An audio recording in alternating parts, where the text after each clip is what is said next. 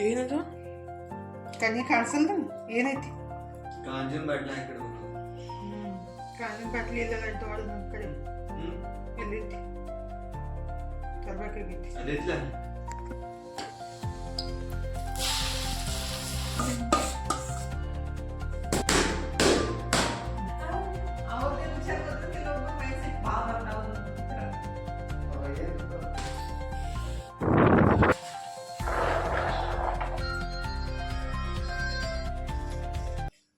ನಮಸ್ಕಾರ ಎಲ್ಲರಿಗೂ ಬೆಳಗಿನ ಶುಭೋದಯ ರೀ. ಎಲ್ಲರೂ ಹೆಂಗದಿರಿ? ಆರಾಮದಿರೇನು? ನಾವು ಆರಾಮದೀವಿ ನೋಡ್ರಿ. ನೀವು ಎಲ್ಲರೂ ಆರಾಮದ್ರಂತ ಭಾವಿಸ್ತಾ ಇವತ್ತಿನ ಲಾಗ್ನ ಸ್ಟಾರ್ಟ್ ಮಾಡೋಣ ಬರ್ರಿ. ಇವತ್ತು ಬುಧವಾರ ಬೆಳಗ್ಗೆ ಟೈಮ್ 8:30 ಯಾಕೆ ಬಂದೈತೆ ನೋಡ್ರಿ. ನಾನು ಎಲ್ಲ ಕೆಲಸ ಮುಗಿಸಿ ಜಳಕ ಮಾಡಿ ದೇವ್ರಿಗೆ ನಮಸ್ಕಾರ ಮಾಡಿಕೊಂಡು ಈಗ ನಾಷ್ಟ ಹಾಕಿದ್ರೆ ಬರೀ ಚಟ್ನಿ ಮತ್ತು ದೋಸೆ ಮಾಡೋಣಂತೆ. ಫಸ್ಟಿಗೆ ಚಟ್ನಿನ ರುಬ್ಬಿಬಿಟ್ಟು ಒಗ್ಗರಣೆ ಹಾಕಂತೀನಿ ನೋಡ್ರಿ. ಅಂದರೆ ಕೊಬ್ಬರಿ ಇದ್ದಿತ್ತಿಲ್ಲ, ಮೊಸರು ಮತ್ತು ಪುಟಾಣಿ, ಸ್ವಲ್ಪ ಶೇಂಗಾ, ಮೆಣಸಿನ್ಕಾಯಿ ಎಲ್ಲ ಹಾಕಿಬಿಟ್ಟು ಶುಂಠಿ ಬೆಳ್ಳುಳ್ಳಿ ಎಲ್ಲ ಹಾಕಿ ಈ ರೀತಿ ರುಬ್ಕೊಂಡು ಸಿಂಪಲ್ಲಾಗಿ ಒಗ್ಗರಣೆ ಹಾಕಿಬಿಟ್ರೆ ಚಟ್ನಿನೂ ರೆಡಿ ಆಗುತ್ತೆ ನೋಡ್ರಿ. ಈಗ ಚಟ್ನಿನೂ ರೆಡಿ ಮಾಡಿಟ್ಟು ಇನ್ನು ದೋಸೆ ಅಷ್ಟು ಹಾಕಿ ಕೊಟ್ಬಿಟ್ರೆ ಆಗುತ್ತೆ ರೀ. ಅಂದರೆ ಬಟಾಟಿ ಪಲ್ಯ ಮಾಡಬೇಕಿತ್ತು. ನನ್ನ ಮಗಳಿಗೆ ಬಟಾಟಿ ಪಲ್ಯ ಇದ್ರೇ ದೋಸೆ ಇಷ್ಟ ಆಗೋದು. ಆದರೆ ಬಟಾಟಿ ಖಾಲಿ ಆಗಿದ್ದು ಅಂತೇಳಿ ಬರೀ ಚಟ್ನಿ ಅಷ್ಟೇ ಮಾಡಿದ್ದು. ಶೇಂಗಾದ ಹಿಂಡಿ ಮತ್ತು ಚಟ್ನಿ ಹಾಕಿ ಕೊಟ್ರೆ ಇತ್ತು. ಕೆಲವೊಂದು ಸಲ ಆ ಥರ ಆಗುತ್ತೆ ರೀ. ಮತ್ತು ಇದ್ದಿತ್ತಿಲ್ಲ ಅಂದ್ರೆ ಏನು ಮಾಡೋಕ್ಕಾಗಂಗಿಲ್ಲಲ್ಲ. ಉಳ್ಳಾಗಡ್ಡಿ ಪಲ್ಯ ಮಾಡ್ಬೇಕಂತಂದೆ, ಟೈಮ್ನೂ ಆಗಿತ್ತು, ಬ್ಯಾಡ ಬಿಡು ಮತ್ತು ಬೇಕಂದ್ರೆ ಮಧ್ಯಾಹ್ನ ಮಾಡಿಕೊಟ್ರೆ ಇತ್ತು ಅಂತೇಳಿ ನಾನು ಫಸ್ಟಿಗಿದ್ರೆ ನಮ್ಮ ಮನೆಯವ್ರಿಗೆ ಮತ್ತು ತನಗೆ ನಾಷ್ಟಕ್ಕೆ ಹಾಕಿ ಕೊಟ್ಬಿಟ್ಟು ನಾನು ನಾಷ್ಟ ಎಲ್ಲ ಮುಗಿಸಿ ಕಾಯಿಪಲ್ಯಕ್ಕೆ ಬೇರೆ ಹೋಗ್ಬೇಕಾಗೈತೆ ರೀ. ಇವತ್ತು ಬುಧವಾರ ಇದ್ದ ದಿವ್ಸ ಅಂತೂ ಫುಲ್ ಡೇ ಕೆಲಸನೇ ಅಂತ ಅನಿಸುತ್ತೆ.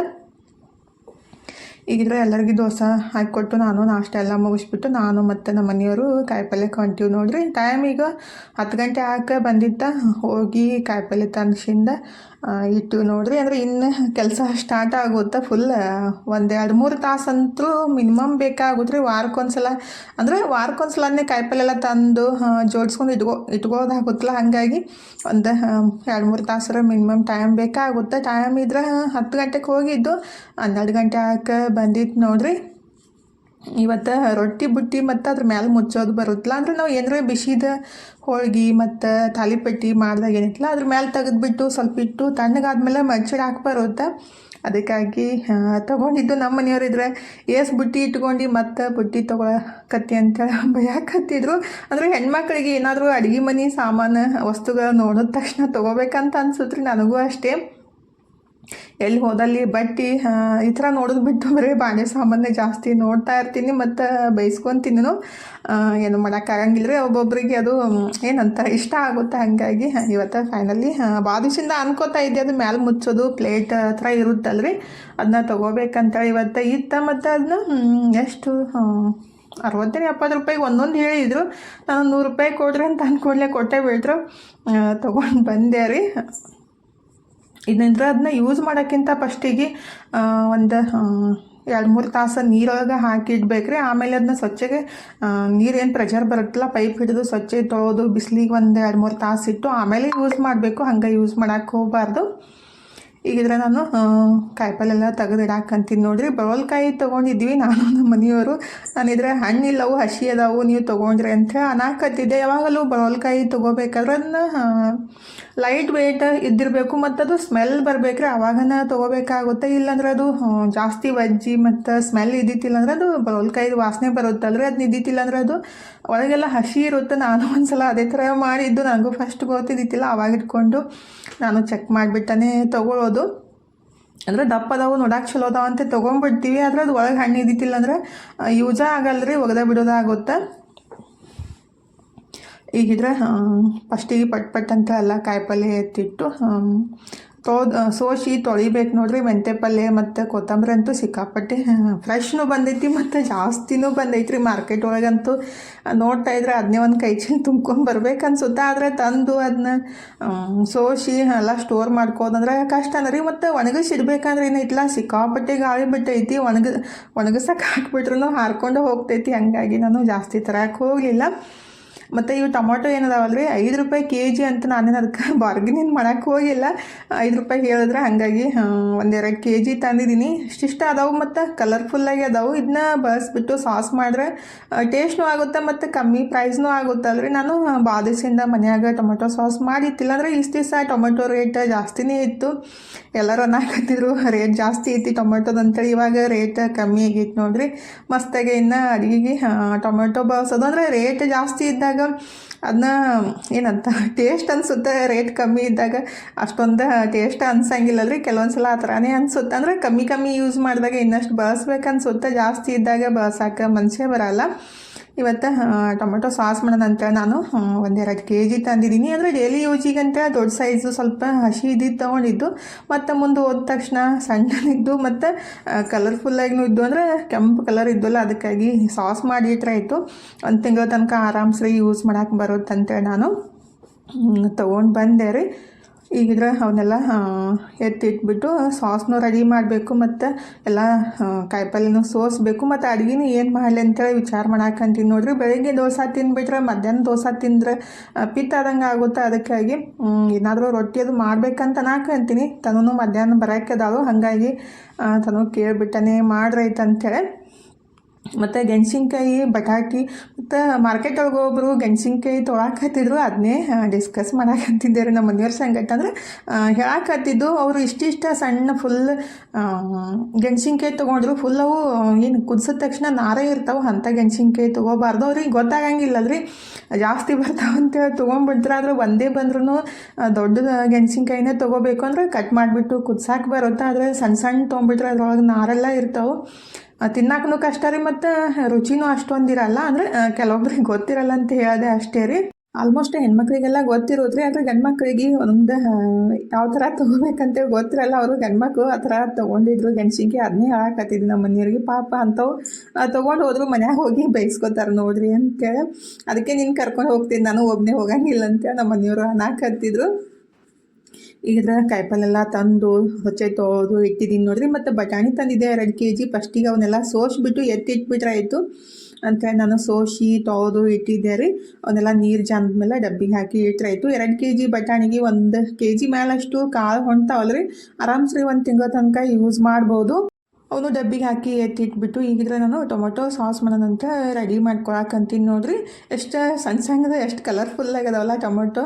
ಅಂದರೆ ಇವು ಜವಾರಿ ಟೊಮೊಟೊ ಅಲ್ಲ ರೀ, ಇದೊಂಥರ ಡಿಫ್ರೆಂಟ್ ಟೊಮೊಟೊ ಅದಾವೆ. ಜಾಸ್ತಿ ಏನು ಹುಳಿ ಇಲ್ಲ. ಅಂದರೆ ನನಗೂ ಫಸ್ಟ್ ಹಾಗೆ ಅನಿಸಿತ್ತು ತೊಗೋಬೇಕಾದ್ರೆ ಹುಳಿ ಜಾಸ್ತಿ ಇದ್ದಿರ್ಬೇಕಂತೇಳಿ. ಆದರೆ ಹುಳಿ ಅಷ್ಟೊಂದು ಇಲ್ಲಂತ ಅನ್ಸಾಕತ್ತೈತಿ. ನಮ್ಮ ಮನೆಯವ್ರು ಅನ್ನಾಕತ್ತಿದ್ರು ಇವು ಪ್ಯೂರ್ ಜವಾರಿ ಅಲ್ಲ, ಹೈಬ್ರಿಡ್ ಒಳಗನೆ ಸಣ್ಣ ಸೈಜ್ ಅದಾವಂತ ಅನ್ನಾಕತ್ತಿದ್ರು. ನೋಡೋಣ ಬಿಡ್ರಿ, ಹುಳಿ ಇದ್ದರೆ ಚಲೋ, ಇಲ್ಲಾಂದರೆ ಸ್ವಲ್ಪ ವೆನೆಗರ್ ಅಥವಾ ನಿಂಬೆಹಣ್ಣಿನ ರಸ ಸ್ವಲ್ಪ ಜಾಸ್ತಿ ಹಾಕಿಬಿಟ್ರೆ ಆಗುತ್ತಂತೆ.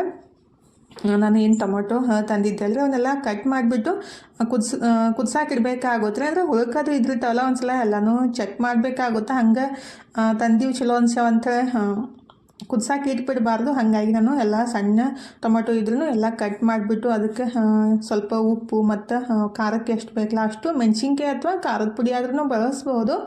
ನಾನಿಲ್ಲಿ 1-2-3 ಬ್ಯಾಡಗಿ ಮೆಣಸಿನ್ಕಾಯಿ, 1-2 ಖಾರ ಇದ್ದಿದ್ದ ಮೆಣಸಿನ್ಕಾಯಿನ ಮತ್ತು ಉಪ್ಪು ಹಾಕಿ ಕುದ್ಸಾಕಿಡಾಕಂತೀನಿ ನೋಡ್ರಿ. ಅಂದರೆ ಮುಚ್ಚಿಟ್ಟು ಒಂದು 4-5 ನಿಮಿಷ ಕುದಿಸ್ಕೋಬೇಕಾಗುತ್ತೆ. ಟೊಮೊಟೊ ಮೆತ್ತಗಾಗೋ ಮಟ್ಟ ಕುದ್ಸಾಕಿಡೋಕ್ಕಿಂತ ಮುಂಚೆ ಸ್ವಲ್ಪ ವೆನೆಗರ್ ಅಥವಾ ಒಂದು ಅರ್ಧ ಹೋಳಷ್ಟು ನಿಂಬೆಹಣ್ಣಿನ ರಸನ ಹಾಕಬೇಕಾಗುತ್ತೆ ರೀ.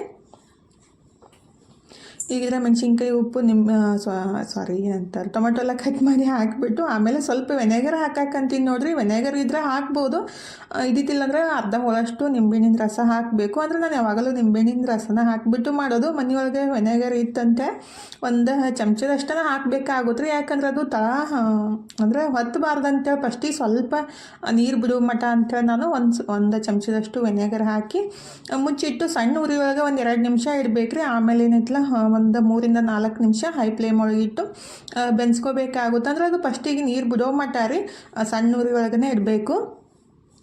ಈಗಿದ್ರೆ ಈ ಕಡೆ ಟೊಮೆಟೋನು ಕುದ್ಸಾಕಿಟ್ಬಿಟ್ಟು ತಂಡಿ ಹತ್ತಾಕತ್ತೈತಂತ ಚಹಾ ರೆಡಿ ಮಾಡಕ್ಕಂತೀನಿ ನೋಡ್ರಿ. ಆಲ್ರೆಡಿ ಟೈಮ್ 12:30 ಆಗಿತ್ತು. 12:30 1 ಗಂಟೆ ಆಗಿತ್ತು. ಇನ್ನು ಯಾವಾಗ ಊಟ ಮಾಡೋದು, ಫಸ್ಟಿಗೆ ಚಹಾ ಕುಡಿದು ಬಿಡೋಣ. ಅಂದ್ರೆ ನಾವು ಬೆಳಗ್ಗೆ ಎದ್ದು ಚಹಾ ಕುಡಿಬೇಕಂತೇನಿಲ್ಲ ರೀ, ಅಂದರೆ ಕುಡಿಯೋಕೆ ಇಷ್ಟನೂ ಇರೋಂಗಿಲ್ಲ. ಬೆಳಿಗ್ಗೆ ನಾಷ್ಟ ಮಾಡಿ ಹಾಗೆ ಹೋಗಿದ್ದು, ಯಾವಾಗ ಕುಡಿಬೇಕು ಅನ್ಸುತ್ತಲ್ಲ ಅವಾಗ ಮಾಡ್ಕೊಂಡು ಕುಡಿಯೋದು.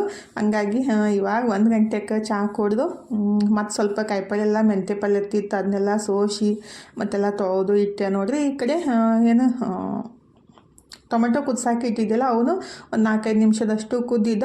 ಗ್ಯಾಸ್ ಬಂದ್ ಮಾಡಿ ತಣ್ಣಗಾಗಕ್ಕೆ ಬಿಟ್ಬಿಡ್ಬೇಕ್ರಿ. ಪೂರ್ತಿ ತಣ್ಣಗಾದ್ಮೇಲೆ ಮಿಕ್ಸಿಗೆ ಹಾಕಿಬಿಟ್ಟು ರುಬ್ಕೋಬೇಕಾಗುತ್ತೆ. ಸ್ವಲ್ಪ ಇನ್ನು ಬಿಸಿನೇ ಇತ್ತು.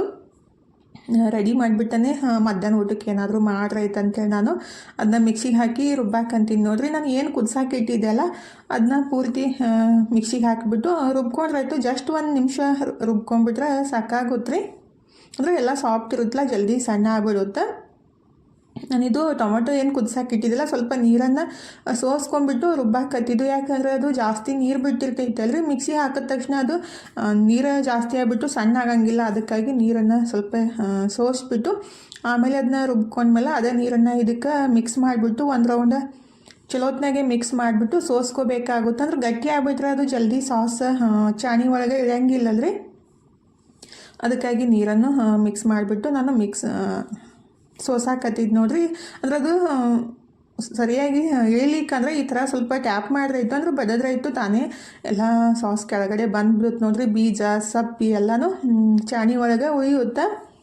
ಹಾಗಾಗಿ ಈ ರೀತಿ ಎಲ್ಲ ಸೋಸ್ಕೊಂಡ್ಬಿಡ್ಬೇಕು. ಒಬ್ಬೊಬ್ಬರು ಒಂದೊಂದು ರೀತಿ ಮಾಡ್ತಾರೆ, ಕೆಲವೊಬ್ಬರು ಹೊರಗಡೆಯಿಂದ ತರ್ತಾರೆ. ಟೊಮೆಟೊ ರೇಟ್ ಕಮ್ಮಿ ಇದ್ದಾಗ ಮನೆಯೊಳಗೆ ಈಸಿಯಾಗಿ ಮಾಡ್ಕೊಂಡ್ರಾಯ್ತು. ಮಕ್ಕಳು ಹಿಡ್ಕೊಂಡು ದೊಡ್ಡವ್ರಿಗೂ ಟೊಮೆಟೊ ಸಾಸ್ ಅಂದರೆ ಇಷ್ಟ ಆಗುತ್ತೆ. ಆಲ್ರೆಡಿ ನಾನು ಬಾಸ್ಲ ಶೇರ್ ಮಾಡಿದ್ದೀನಿ ಅನ್ಸೋತ್ರಿ. ಇವತ್ತು ಮಾಡಾಕತ್ತಿದ್ದೆಲ್ಲ ಮತ್ತು ಮಾಡಿದ ತಕ್ಷಣ ಶೇರ್ ಮಾಡಬೇಕಿಲ್ರಿ ರೆಸಿಪಿ ಅಂತ ಕೇಳ್ತೀರಂತೆ. ಇವತ್ತು ರೆಸಿಪಿನೂ ಶೇರ್ ಮಾಡಾಕತ್ತಿದ್ದು ನೋಡ್ರಿ. ಸಿಂಪಲ್ಲಾಗೆ ನೀವು ಖಂಡಿತ ಟ್ರೈ ಮಾಡಿರಿ. ಯಾಕಂದರೆ ಮಕ್ಕಳಿಗಂತೂ ಟೊಮೆಟೊ ಸಾಸ್ ಅಂದರೆ ಸಿಕ್ಕಾಪಟ್ಟೆ ಇಷ್ಟ ಆಗುತ್ತೆ. ಚಪಾತಿಗೆ, ಬ್ರೆಡ್ಡಿಗೆ, ಕೆಲವೊಂದು ಮಕ್ಕಳು ಮ್ಯಾಗಿಗೂ ಎಲ್ಲ ಹಾಕ್ಕೊಂಡು ತಿಂತಾರೆ. ಮಂಚೂರಿ ಮಾಡಿದಾಗೆಲ್ಲ ಯೂಸ್ ಆಗುತ್ತೆ. ಒಂದು ಸಲ ಮಾಡಿಬಿಟ್ಟು ಆರಾಮ್ಸ್ರಿ ತಿಂಗಳ ತನಕ ಯೂಸ್ ಮಾಡ್ಬೋದು. ನಾನು ಟೊಮೆಟೊ ಎಷ್ಟು ಹುಳಿ ಅದ ಅಂತ ಚೆಕ್ ಮಾಡಿದೆ. ಅಷ್ಟೊಂದೇನು ಹುಳಿ ಇದ್ದಿತ್ತಿಲ್ಲ ರೀ. ಒಂದು 3-4 ಚಮಚದಷ್ಟು, ಅಂದರೆ ಸ್ವೀಟ್ ಎಷ್ಟು ಬೇಕಲ್ಲ ನೋಡ್ಕೊಂಬಿಟ್ಟು ಅಷ್ಟು ಸಕ್ಕರೆ ಹಾಕಬೇಕಾಗುತ್ತೆ. ಇಲ್ಲ ಬೆಲ್ಲನೂ ಹಾಕ್ಬೋದು ರೀ. ನನ್ನ ಕಡೆ ಪುಡಿ ಬೆಲ್ಲ ಇತ್ತು, ಸ್ವಲ್ಪ ಟೇಸ್ಟ್ ಡಿಫ್ರೆಂಟ್ ಐತಿ. ಅದಕ್ಕಾಗಿ ಮತ್ತು ಟೇಸ್ಟ್ ಡಿಫ್ರೆಂಟ್ ಆಗಿಬಿಟ್ರೆ ಮತ್ತು ಮಕ್ಕಳಿಗೆ ಇಷ್ಟ ಆಗಂಗಿಲ್ಲ ಅಂತ ನನಗೆ. ಅದಕ್ಕಾಗಿ ನಾನು ಒಂದು 3-4 ಚಮಚದಷ್ಟು ಸಕ್ಕರೆನೇ ಹಾಕಿದ್ದು. ಸ್ವಲ್ಪ ಬ್ಲ್ಯಾಕ್ ಸಾಲ್ಟ್ ಹಾಕೋಣಂತೇಳಿ ನಾನು ಪುಡಿ ಮಾಡ್ಕೊಳಕಂತೀನಿ ನೋಡ್ರಿ. ಪುಡಿ ಉಪ್ಪು ಖಾಲಿಯಾಗಿತ್ತು ಬ್ಲ್ಯಾಕ್ ಸಾಲ್ಟ್ದು. ಹಾಗಾಗಿ ನಾನು 1 kg ಒಮ್ಮೆ ತಂದು ಇಟ್ಟಿರ್ತೀನಿ. 6 ತಿಂಗಳ ತನಕ ಬರುತ್ತೆ ಅದು. ಅಂದರೆ ಪುಡಿದು ತೊಳಕ್ಕೆ ಹೋದ್ರೆ ಸ್ವಲ್ಪ ಅಮೌಂಟು ಜಾಸ್ತಿ ಇರುತ್ತೆ. ಹಾಗಾಗಿ ನಮಗೆ ಬೇಕಂದಾಗ ಕಲ್ಲಿರುತ್ತದ, ಅಂದರೆ ಏನಂತಾರೆ ಕಲ್ಲು ಥರ ಇರುತ್ತೆ, ಅದನ್ನ ಸ್ವಲ್ಪ ಪುಡಿ ಮಾಡಿಬಿಟ್ಟು ಮಿಕ್ಸಿಗೆ ಹಾಕಿದ್ರೆ ಆಯಿತು. ಜಸ್ಟ್ ಒಂದು 30 ಸೆಕೆಂಡ್ ಒಳಗಡೆ ಪುಡಿ ಆಗಿಬಿಡುತ್ತೆ.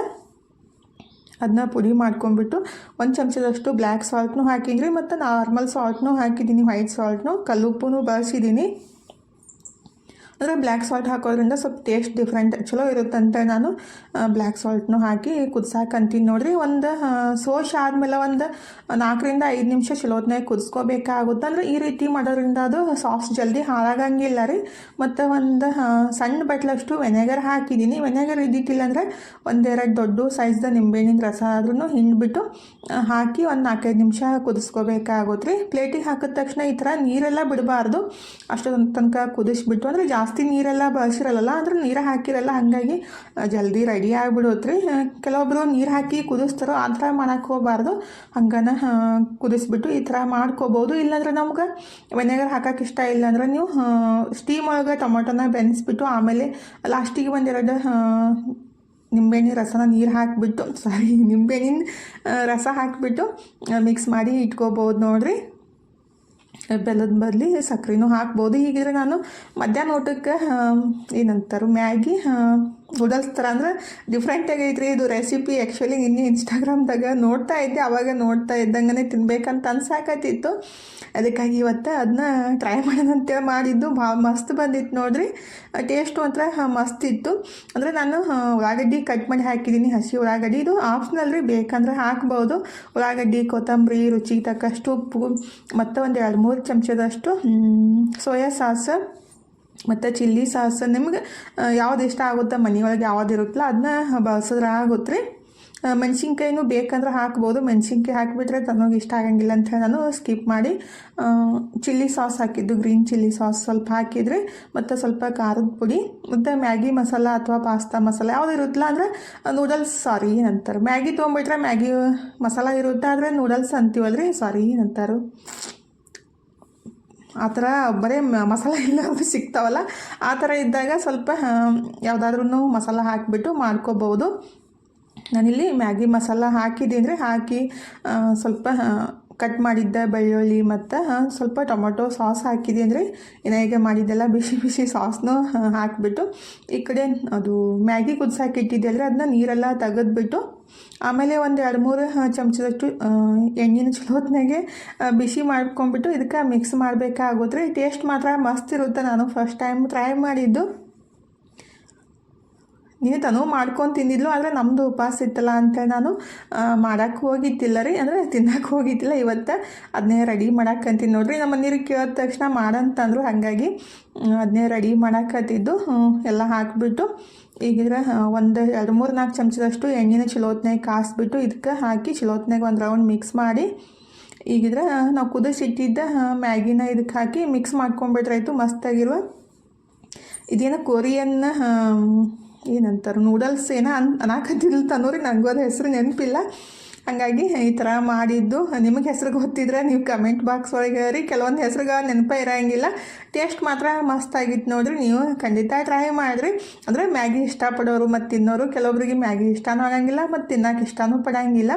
ನಮಗೆ ಮಾತ್ರ ಮಸ್ತಾಗಿತ್ತು ನೋಡಿರಿ. ಕೆಲವೊಂದು ಸಲ ತಿನ್ಬೋದು, ದಿನ ತಿನ್ನೋಕ್ಕಿಂತ ರೀ ಎಲ್ಲ ತಿನ್ಬೇಕನ್ನೋ ಆಸೆ ಮನುಷ್ಯಾಗ ಇದ್ದೇ ಇರೋದಲ್ಲ. ಹಾಗಾಗಿ ಯಾವಾಗಾದ್ರೂ ಒಂದು ಸಲ ಮಾಡ್ಕೊಂಡು ತಿನ್ಬಿಟ್ರೆ ಟೇಸ್ಟ್ನೂ ಗೊತ್ತಿರುತ್ತೆ. ಹಾಗಾಗಿ ಅದನ್ನು ಮಾಡಿಕೊಂಡು ತಿಂದ್ಬಿಟ್ಟು ಈಗಿದ್ರೆ ನಾನು ಗ್ರೀನ್ ಚಟ್ನಿ ರೆಡಿ ಮಾಡಾಕಂತೀನಿ ನೋಡಿರಿ.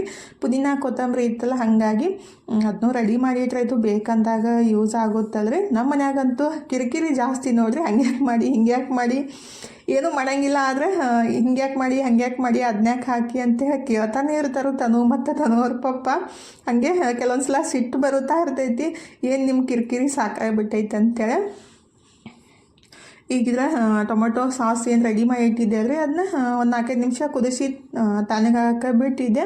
ಅದನ್ನ ಸೋಸಿ ಅಂತೀನಿ, ಒಂದು ಬಾಟಲ್ಗೆ ಹಾಕಿ ಇಟ್ಬಿಟ್ರೆ ಐತ್ರಿ. ಬೇಕಂದಾಗ ಯೂಸ್ ಮಾಡೋಕೆ ಬರುತ್ತೆ ಆರಾಮ್ಸ್ರಿ, ಒಂದು ತಿಂಗಳ ತನಕ ಯೂಸ್ ಮಾಡ್ಬೋದು. ನಮ್ಮ ಮನೆಯವರಿದ್ರೆ ಅದನ್ನ ಕಾಂಜಿನ ಬಾಟ್ಲಾಗ ಹಾಕಿಡ್ಬಿಟ್ಟು ಪ್ಲಾಸ್ಟಿಕ್ ಬಾಟ್ಲಾಗ ಯಾಕೆ ಹಾಕಿಡಾಕತ್ತಿ ಅಂತ ನಾಕತ್ತಿದ್ರು. ಕಾಜಿನ ಬಾಟ್ಲಿ ಒಳಗೆ ಹಾಕಿಟ್ರೆ ಕೆಲವೊಂದು ಸಲ ಹೊಡಿತಾರೆ. ಫಸ್ಟೆಲ್ಲ ಹಾಗೆ ಮಾಡ್ತಿದ್ರು, ಅದಕ್ಕಾಗಿ ಮತ್ತು ಕಾಜಿನ ಬಾಟ್ಲಿ ಇದ್ದಿತ್ತಿಲ್ಲ, ಅದಕ್ಕೆ ಪ್ಲಾಸ್ಟಿಕ್ ಬಾಟ್ಲಿ ಒಳಗೇ ಹಾಕಿಟ್ಟಿದ್ದು. ಆದರೆ ಎಣ್ಣೆಗಂತೆ ತರಿಸಿದ್ದು, ಅದು ಎಣ್ಣೆಗೆ ಅಷ್ಟೊಂದೇನು ಸರಿ ಅನ್ನಿಸ್ಲಿಲ್ಲ ನನಗೆ. ಅದಕ್ಕಾಗಿ ಟೊಮೊಟೊ ಸಾಸ್ ಹಾಕಕ್ಕೆ ಯೂಸ್ ಮಾಡಿದ್ದು. ಈಗಿದ್ರೆ ಟೈಮ್ 8 ಗಂಟೆ ಹಾಕಿ ಬಂದೈತೆ ನೋಡಿರಿ. ನಾಯಿಗೆ ಅಷ್ಟು ಊಟಕ್ಕೆ ಹಾಕಿ ಮನ್ಕೋನಂತೆ ಅನ್ನ ಮಾಡಿದ್ದೆ. ಅಂದರೆ ರೊಟ್ಟಿ ಚಪಾತಿ ಏನು ಮಾಡಿದ್ದಿಲ್ಲಲ್ರಿ. ನಾವು ಸಂಜೆ 5 ಗಂಟೆಕಂದ್ರೆ ದೋಸೆ ತಿಂದಿದ್ವಿ, ನಮಗೂ ಹಸು ಇದ್ದಿತ್ತಿಲ್ಲ. ಆದರೆ ನಾಯಿಗೆ ಅಷ್ಟು ಹಂಗೆ ಬಿಡೋದೇನೈತಿ, ಬಿಸಿ ಅನ್ನ ಮಾಡಿಬಿಟ್ಟು ಹಾಲು ಅನ್ನ ಹಾಕಿದ್ರೈತಂತ ಎಲ್ಲ ರೆಡಿ ಮಾಡಿ ಹಾಕಿಬಿಟ್ರೆ ಅವಕ್ಕೆ ಅನ್ನನೇ ಇಷ್ಟ ಆಗಲ್ಲಾಗೈತಿ. ಬರೀ ರೊಟ್ಟಿ ಚಪಾತಿ ಅದನ್ನೇ ಬೇಡ್ತಾವ್ರಿ, ಬ್ರೆಡ್ ಬಿಸ್ಕಿಟ್. ಅನ್ನ ಹಾಲು ತಿನ್ನಲೇ ಇಲ್ಲ. ಸ್ವಲ್ಪ ಬೇಜಾರನ್ನ ಅನ್ನಿಸ್ತು, ಇಷ್ಟೆಲ್ಲ ಕಷ್ಟಪಟ್ಟು ಮಾಡಿ ಹಾಕಿಬಿಟ್ರೂ ತಿನ್ನಲಿಲ್ಲ ಅಂತೇಳಿ. ಏನೂ ಮಾಡೋಕ್ಕಾಗಲ್ಲ, ಕೆಲವೊಂದು ಸಲ ಹಂಗೆ ಆಗ್ತಿರ್ತೈತೆ ರೀ. ಥ್ಯಾಂಕ್ ಯು ಫಾರ್ ವಾಚಿಂಗ್ ರೀ. ಬಾಯ್ ರೀ ಎಲ್ಲರಿಗೂ. ಮತ್ತೆ